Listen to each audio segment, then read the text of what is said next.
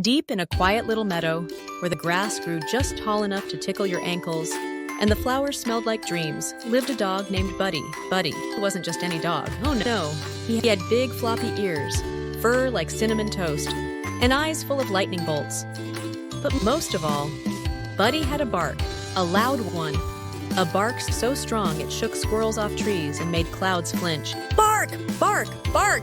Buddy barked at bugs, barked at breezes, barked at absolutely nothing. Because in Buddy's mind, every bark was important. One sunny afternoon, a little gray rabbit popped out of a burrow with his ears bent backwards like stress noodles. Hey, Buddy. Buddy, the rabbit said, blinking. Some of us are trying to meditate, or breathe without thinking the sky is falling. Buddy stood proudly on a tree stump like a heroic statue. I bark for the people. I bark to protect. Stay alert. Stay aware. Bark. Bark. Bark!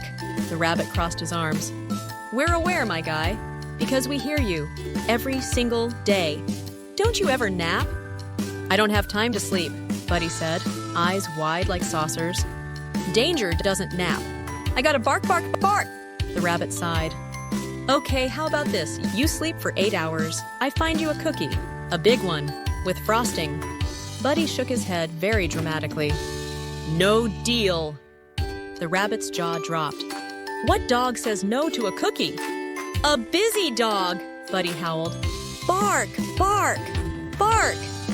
Just then, a glossy black crow swooped down from the sky. Bro, the crow cawed. The birds can't catch worms anymore because you're out here sounding the tornado alarm every 10 seconds. The worms won't even peek out of apples now. Buddy huffed. The worms need to stay on their toes too. Danger could be anywhere. Bark, bark, the crow blinked. But dude, if you bark all the time, no one knows when it's actually important. You gotta pace yourself. Buddy squinted at the crow like he just said gravity was fake. Every day is important. Bark, bark, bark. The crow groaned, tossed a leaf in the air, and flew away in a dramatic loop-de-loop. Then, everything changed. From the edge of the woods, a little girl in a pink hoodie with stars on the sleeves tiptoed over. Buddy? She asked softly, kneeling beside him.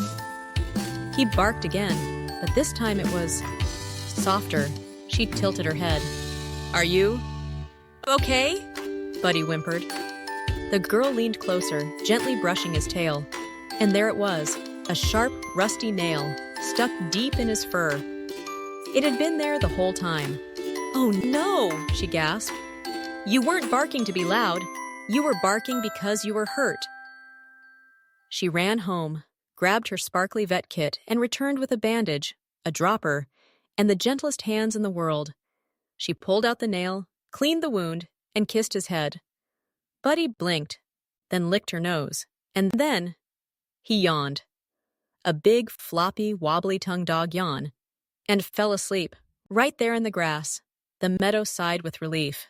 The lesson? Sometimes the loudest ones aren't trying to annoy you. They're asking for help in the only way they know how. And even the strongest protectors sometimes need a little protecting too.